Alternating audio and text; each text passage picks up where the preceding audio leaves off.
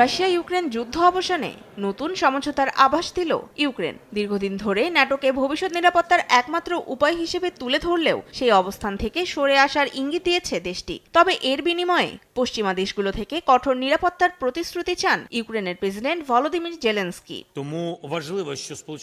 যে কোনো পদক্ষেপ নেয়ার আগে আমাদের দেশের মানুষদের নিরাপত্তার বিষয়টি নিশ্চিত করতে হবে। নিরাপত্তার ধাপগুলো কি হবে সে সম্পর্কে আমাদের স্পষ্ট ধারণা থাকা উচিত। ন্যাটোর বিকল্প হিসেবে পশ্চিমা দেশগুলো থেকে আমরা কঠোর নিরাপত্তা চাই।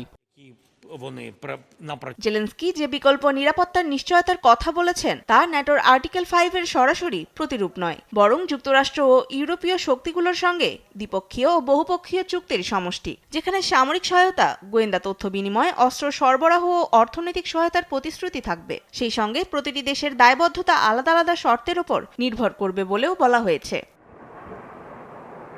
এদিকে শান্তি আলোচনার সবচেয়ে বড় বাধা এখনো ভূখণ্ড। বিশেষ করে দোনেৎস্ক শহর নিয়ে রাশিয়া ও ইউক্রেনের অবস্থান এখনো বিপরীতমুখী। রাশিয়া চায় ইউক্রেনের সেনা প্রত্যাহার এবং ইউক্রেন চায় বর্তমান অবস্থান বজায় রেখেই যুদ্ধবিরতি। এ মতপার্থক্য দেখাচ্ছে যে নিরাপত্তা নিশ্চয়তা নিয়ে আলোচনা এগোলেও বাস্তব শান্তি এখনো অনেক জটিল ও দীর্ঘ।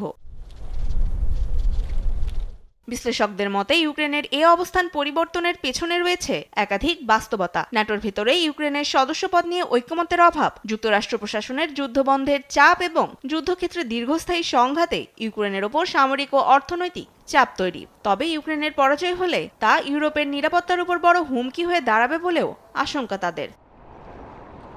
তনিমা ইসলাম, নিউজ ডেস্ক, দেশ টিভি।